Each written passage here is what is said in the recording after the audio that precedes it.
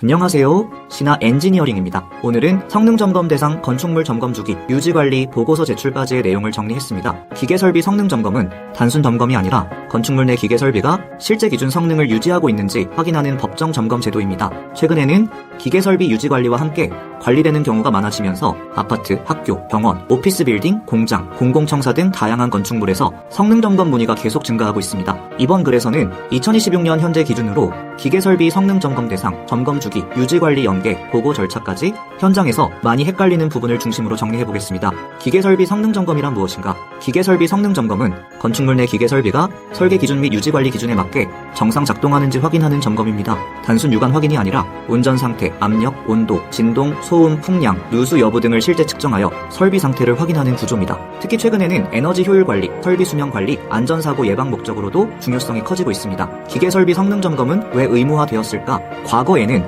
설비 이상이 발생한 이후 사후 대응 중심 관리가 많았습니다. 하지만 현재는 대형 건축물 증가, 너후 설비 확대, 에너지 관리 강화 등의 이유로 정기적인 성능 확인 필요성이 커졌습니다. 그래서 기계설비법에 따라 일정 규모 이상 건축물은 법적으로 성능점검을 진행해야 하는 구조로 운영되고 있습니다. 성능점검 대상 건축물 기준은 현재 대표적인 성능점검 대상은 다음과 같습니다. 연면적 1만 이상 건축물, 500세대 이상 공동주택, 중앙난방 또는 지역난방 공동주택, 학교, 병원, 대형 판매시설, 공공청사 등 실무에서는 아파트, 오피스텔, 지식산업센터, 상가 건물 등도 많이 해당됩니다. 다만 건축물 용도와 설비 구성에 따라 대상이 달라질 수 있기 때문에 사전 확인이 중요합니다. 점검 주기는 어떻게 적용될까? 기계설비 성능점검은 건축물 규모에 따라 기준일이 다르게 적용됩니다. 현재 기준으로는 연면적 3만 이상 또는 2000세대 이상 건축물 매년 8월 9일까지, 연면적 1만 이상, 3만 미만 매년 4월 17일까지, 중앙집중식 300세대 이상, 개별난방주택 500세대 이상, 2000세대 미만 공동주택 매년 4월 17일까지 성능점검 및 보고를 진행하는 구조입니다. 실무에서는 건축물 연면적, 세대수, 난방 방식, 직전 점검 일정 등을 함께 확인하여 대상 여부와 제출 시기를 관리합니다. 특히 지자체별 공문 일정과 보고 마감 기준도 함께 확인하는 것이 중요합니다. 성능점검은 어떤 설비를 확인할까?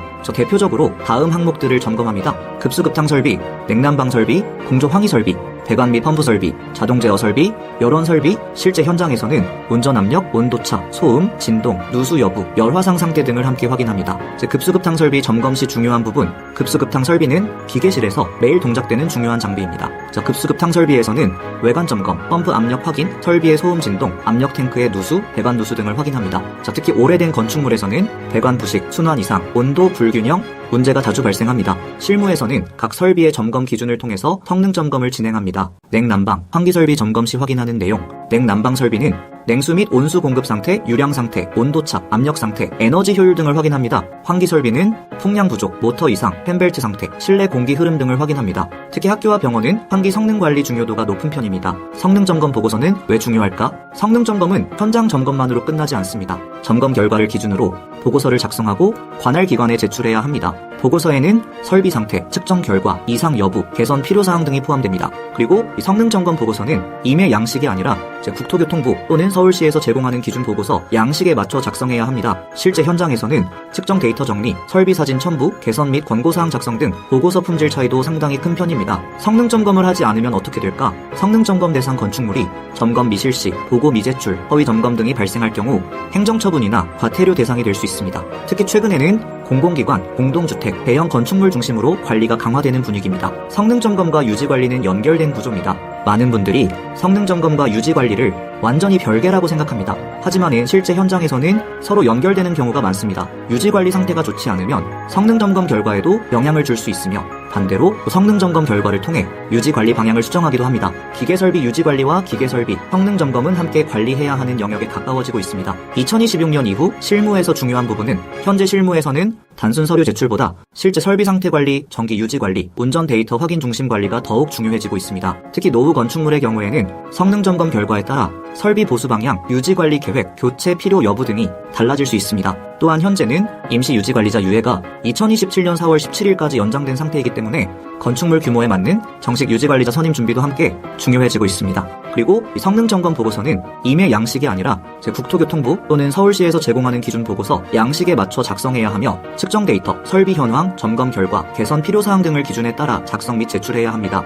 따라서 최근에는 단순 점검 개념보다 성능점검 유지관리 행정 대응까지 함께 관리하는 방향으로 실무 흐름이 바뀌고 있습니다. 마무리 정리, 기계설비 성능점검은 제 선택이 아니라 법정 관리 기준에 가까워지고 있습니다. 특히 대상 여부 확인, 점검 일정 관리, 보고서 제출, 유지관리 연계까지 함께 관리하는 것이 중요합니다. 건축물 규모와 설비 상태에 따라 점검 방식과 관리 방향도 달라질 수 있기 때문에 실무 경험이 있는 업체와 충분히 협의 후 진행하는 것이 좋습니다. 오늘은 기계설비 성능점검 기준 대상 건축물, 점검 기준, 유지관리, 보고서 제출까지에 대한 내용을 정리해보았습니다. 기계설비 성능점검은 단순 점검이 아니라 건축물 안전관리와 설비 효율 유지에 중요한 관리 항목입니다. 오늘도 짧은 영상 시청해주셔서 감사합니다. 저희 신화 엔지니어링은 학교, 아파트, 오피스텔, 공장 등 다양한 건축물에 기계설비 유지관리 및 성능점검을 수행하고 있습니다. 현장 경험을 바탕으로 건축물 규모와 설비 구성에 맞는 합리적인 단가로 일회성이 아닌 지속적인 관리 중심 계약을 지향합니다. 저희 채널과 블로그 사례들을 참고해서 유지관리 및 성능점검 문의로 연락주시면 친절하게 설명드리도록 하겠습니다. 감사합니다.